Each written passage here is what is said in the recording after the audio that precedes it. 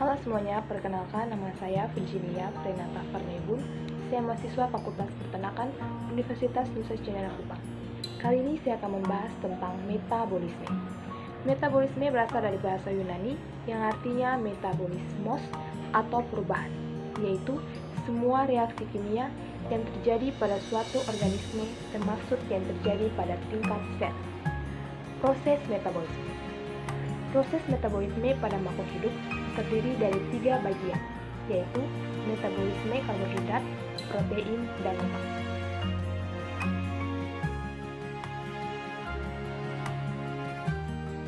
Yang pertama saya akan membahas tentang metabolisme karbohidrat. Karbohidrat yaitu senyawa organik yang terdiri dari unsur karbon, hidrogen, dan oksigen dengan perbandingan 1 atom C, 2 atom H, dan 1 atom O. Karbohidrat banyak terdapat pada tumbuhan dan binatang yang berperan struktural dan metabolik. Sedangkan pada tumbuhan, untuk sintetis CO2 tambah H2O yang akan menghasilkan amilum atau selulosa melalui proses fotosintesis. Sedangkan binatang tidak dapat menghasilkan karbohidrat sehingga tergantung pada tumbuhan. Karbohidrat merupakan sumber energi dan cadangan energi yang melalui proses metabolisme. Rumus umum karbohidrat yaitu CnH2O, sedangkan yang paling banyak kita kenal yaitu glukosa, C6H12O6, sukrosa, C12H22O11, selulosa, C6H10O5. Klasifikasi karbohidrat. Yang pertama, monosakarida. Terdiri atas 3-6 atom C dan zat ini tidak dapat lagi dihidrolisis oleh larutan asam dalam air menjadi karbohidrat yang lebih sederhana. Berikut ini macam-macam monosakarida dengan ciri-ciri utamanya memiliki jumlah atom C berbeda-beda, yaitu triosa, tetrosa, pentosa, heksosa, dan heptosa. Yang kedua adalah disakarida. Senyawanya terbentuk dari 2 molekul monosakarida yang sejenis atau tidak. Disakarida dapat dihidrolisis oleh larutan asam dalam air sehingga terurai menjadi 2 molekul monosakarida. Berikut macam-macam disakarida, yaitu hidrolisis, sukrosa, maltosa, tehalosa, dan laktosa. Yang ketiga, oligosakarida. Oligosakarida adalah senyawa yang terdiri dari gabungan molekul-molekul monosakarida yang banyak gabungan dari 3-6 monosakarida, misalnya maltotriosa. Yang keempat, polisakarida, yaitu senyawa yang terdiri dari gabungan molekul-molekul monosakarida yang banyak jumlahnya. Senyawa ini bisa dihidrolisis menjadi banyak molekul monosakarida. Polisakarida merupakan jenis karbohidrat yang terdiri dari lebih 6 monosakarida dengan rantai lurus atau cabang. Macam-macam polisakarida. Yang pertama, amilum atau tepung. Yang kedua, glikogen. Yang ketiga, inulin. Yang keempat, dekstrin dari hidrolisis pati. Yang kelima, selulosa atau serat tumbuhan. Yang keenam, kitin. Yang ketujuh, glikosaminoglikan. Yang kedelapan, glikoprotein. Fungsi karbohidrat.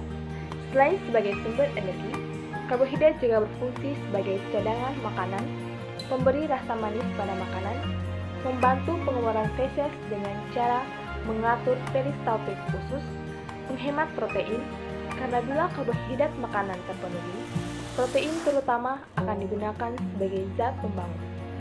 Karbohidrat juga berfungsi sebagai pengatur metabolisme lemak, karena karbohidrat mampu mencegah oksidasi lemak yang tidak sempurna.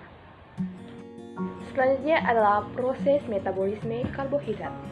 Metabolisme karbohidrat adalah suatu proses kimia yang bisa terjadi di dalam tubuh suatu makhluk hidup dan memiliki tujuan untuk mengolah serta mengatur karbohidrat, baik itu anabolisme atau juga reaksi pembentukan maupun katabolisme atau reaksi pemecahan.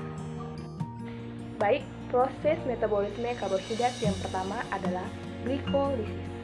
Glikolisis didefinisikan sebagai reaksi berantai mengkonversi glukosa atau glikogen menjadi pirufat atau laktat dengan produksi energi ATP, bentuk energi yang paling umum digunakan oleh sel. Glukosa ditambah 2NAD+, ditambah 2 ADP, ditambah 2P, menghasilkan 2 pirufat, ditambah 2 NADH, ditambah 2 ATP, tambah 2 H2O, tambah 2 H+. Glikolisis terjadi pada sitosol sel dan bisa dibagi menjadi 2 fase, yaitu fase membutuhkan energi dan fase melepaskan energi. Tahap selanjutnya adalah dekarboksilasi oksidatif. Tahapan ini yaitu tahapan pembentukan CO2 melalui reaksi oksidasi reduksi atau redoks dengan O2 sebagai penerima elektronnya. Reaksi ini terjadi di dalam mitokondria sebelum masuk ke tahapan siklus Krebs. Oleh karena itu, tahapan ini disebut sebagai tahapan sambungan antara glikolisis dengan siklus Krebs. Pada tahapan ini, asam pirufat 3 atom C hasil glikolisis dari sitosol diubah menjadi asetil koenzim A 2 atom C di dalam mitokondria. Pada tahap 1, molekul pirufat 3 atom C melepaskan elektron atau oksidasi membentuk CO2. Pirufat dipecah menjadi CO2 dan molekul berkarbon 2. Pada tahap 2, NAD+ direduksi atau menerima elektron menjadi NADH tambah H+. Pada tahap 3, molekul berkarbon 2 dioksidasi dan mengikat koenzim A sehingga terbentuk asetil koenzim A. Hasil akhir tahapan ini adalah asetil koenzim A, CO2, dan 2 NADH. Proses selanjutnya adalah siklus Krebs. Siklus Krebs terjadi di matriks mitokondria dan disebut juga siklus asam trikarboksil. Hal ini disebabkan siklus Krebs tersebut menghasilkan senyawa yang mempunyai gugus karboksil seperti asam sitrat dan asam isositrat. Asetil koenzim A hasil dekarboksilasi oksidatif memasuki matriks mitokondria untuk bergabung dengan asam oksaloasetat dalam siklus Krebs membentuk asam sitrat. Demikian seterusnya, asam sitrat membentuk bermacam-macam zat dan akhirnya membentuk asam oksaloasetat lagi. Proses selanjutnya adalah transfer elektron. Sebelum masuk ke rantai transport elektron yang berada di dalam mitokondria, 8 pasang atom H yang dibebaskan selama berlangsungnya siklus Krebs akan ditangkap oleh NAD dan FAD menjadi NADH dan FADH. Pada saat masuk ke rantai transport elektron, molekul tersebut mengalami rangkaian reaksi oksidasi reduksi atau redoks yang terjadi secara berantai dengan melibatkan beberapa zat perantara untuk menghasilkan ATP dan H2O. Beberapa zat perantara dalam reaksi redoks antara lain flavoprotein, koenzim A dan I, serta sitokrom. Semua zat perantara itu berfungsi sebagai pembawa hidrogen atau pembawa elektron untuk satu molekul NADH2 dan masuk ke rantai transport elektron dapat dihasilkan 3 molekul ATP, sedangkan dari satu molekul FADH2 dapat dihasilkan 2 molekul ATP.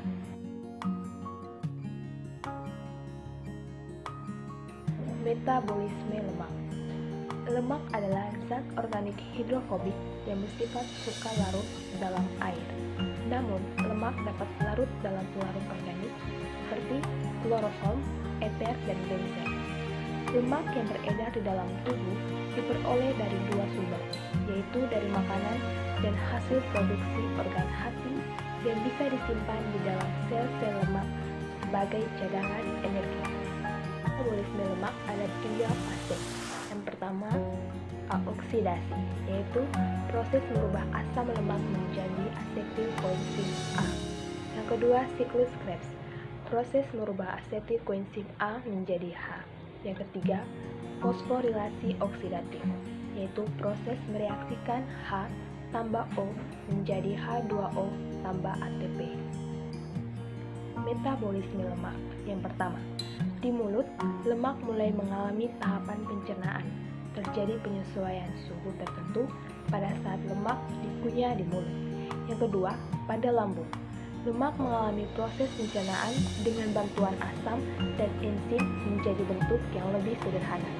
Yang ketiga, selanjutnya, lemak akan memasuki hati, empedu, dan masuk ke dalam usus kecil. Yang keempat, dari kantung empedu, lemak akan bergabung dengan bile yang merupakan senyawa yang penting untuk proses pencernaan pada usus kecil. Selanjutnya, hasil pemecahan tersebut akan diubah oleh enzim lipase pankreas menjadi asam lemak dan gliserol. Yang kelima, kelebihan lemak kemudian disimpan dalam tubuh dan sebagian akan bergabung dengan senyawa lain seperti fiber yang akan dikeluarkan melewati usus besar. Pencernaan lemak secara sederhana. Yang pertama, makanan akan melewati kerongkongan menuju lambung, tempat penyerapan lemak berlangsung. Di sini, 10-20% lemak dari makanan akan dipecah. Yang kedua, lemak tersebut akan memasuki usus kecil, di mana tetes-tetes lemak besar diuraikan lebih lanjut oleh kontraksi usus atau peristaltik dan emulsifier atau asam empedu dan lecithin menjadi tetesan lemak yang lebih kecil. Yang ketiga, sebagian besar lemak pada makanan berbentuk trigliserida. Yang keempat, trigliserida terdiri dari rangka struktur gliserol dengan 3 asam lemak yang menempel dan menjadi bentuk molekuler seperti huruf besar E. Yang kelima, enzim lipase gastrointestinal memecah trigliserida yang terdapat di tetesan lemak kecil menjadi asam lemak bebas dan monogliserida yang cukup kecil untuk memasuki sel-sel mukrosa dinding usus. Yang keenam, untuk itu, molekul-molekul ini harus dapat larut dalam air. Fungsi lemak. Lemak merupakan nutrisi yang berfungsi sebagai yang pertama, sumber cadangan energi yang disimpan dalam tubuh. Yang kedua, media untuk transportasi beberapa vitamin yang larut dalam lemak, misalnya vitamin A, D, E, dan K. Yang ketiga, membantu menekan rasa lapar dengan mekanisme memperlambat pengosongan pada lambung sehingga rasa kenyang dapat bertahan lebih lama. Yang keempat, merupakan zat gizi yang menambah cita rasa pada makanan. Yang kelima, pembentukan sel. Yang keenam, sumber asam lemak esensial. Yang ketujuh, menghemat protein. Kedelapan, sebagai pelumas. Dan yang terakhir, memelihara suhu tubuh.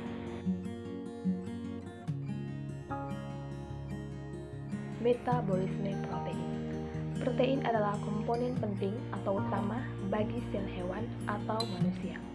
Protein adalah senyawa organik kompleks berbobot molekul tinggi yang merupakan polimer dari monomer-monomer asam amino yang dihubungkan satu sama lain dengan ikatan peptida.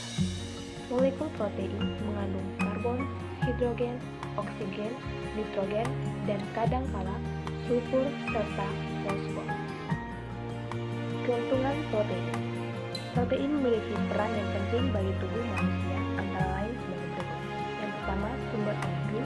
Yang kedua, pembentukan dan perbaikan sel dan jaringan. Yang ketiga, sebagai sintesis hormon, enzim, dan antibodi. Dan yang keempat, mengatur keseimbangan kadar asam basa dalam sel.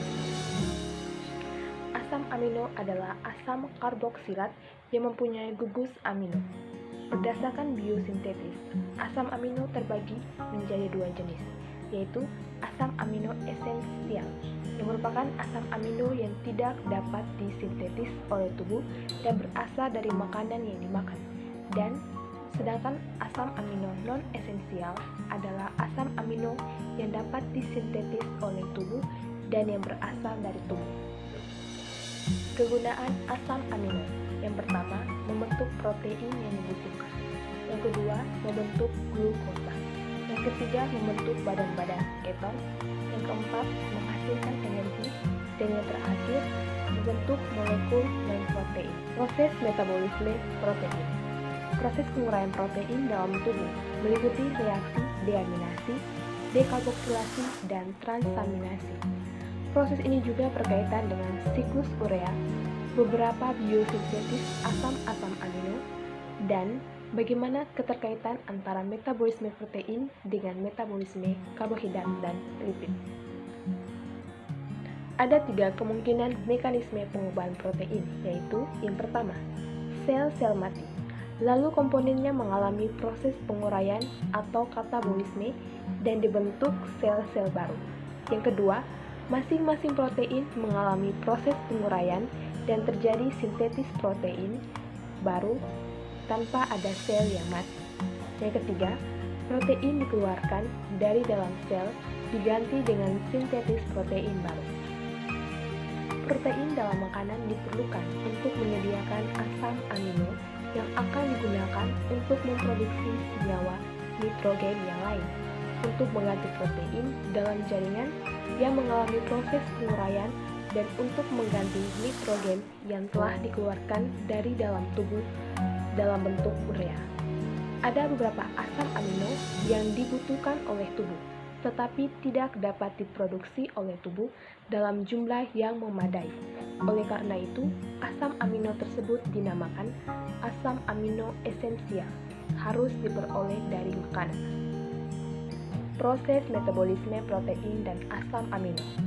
Proses metabolisme asam amino, yaitu sebagian besar zat makanan yang mengandung protein dipecahkan menjadi molekul-molekul yang lebih kecil sebelum diabsorpsi dari saluran pencernaan.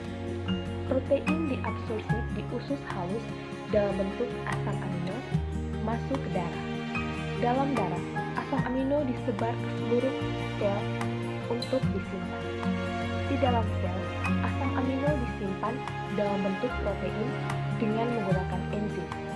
Hati merupakan jaringan utama untuk menyimpan dan mengolah protein. Perubahan kimia dalam proses pencernaan dilakukan dengan bantuan enzim-enzim saluran pencernaan yang mengkatalis hidrolisis protein menjadi asam amino.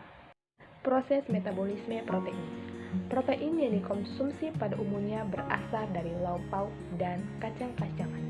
Protein ini masuk ke dalam tubuh, akan mengalami sebuah proses pencernaan dan berubah menjadi asam amino. Pada proses pencernaan ini, dihasilkan zat sisa yang berupa feses, yang selanjutnya didefekasikan yang melalui anus. Asam amino hasil dari pencernaan selanjutnya akan ditransportasikan oleh plasma darah yang melalui sistem sirkulasi yang menuju ke sel atau jaringan.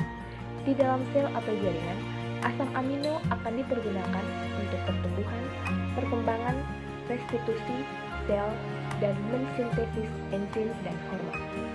Apabila jumlah pada asam amino berlebih, maka sisanya akan dioksidasi melalui peristiwa respirasi untuk menghasilkan energi. Respirasi dengan menggunakan substrat asam amino akan menghasilkan zat sisa yang berupa senyawa CO2, H2O, dan NH4OH. CO2 dan H2O dalam bentuk gas diangkut oleh plasma darah dalam pembuluh darah yang menuju ke paru-paru untuk dieskresikan keluar tubuh. Sedangkan H2O dalam bentuk cair akan diangkut menuju ke kulit dan ginjal. H2O setelah sampai di kulit akan dieskresikan dalam bentuk keringat dan H2O setelah sampai di ginjal akan dieskresikan dalam bentuk urin. Senyawa NH3 dan NH4OH merupakan senyawa yang bersifat racun dan sangat membahayakan sel. Oleh sebab itu, sebelum dikeluarkan harus diubah dahulu menjadi urea di dalam hati yang sehingga tidak berbahaya bagi tubuh. Dalam bentuk urea, sisa metabolisme ini dipindahkan ke ginjal untuk dieskresikan dalam bentuk urin.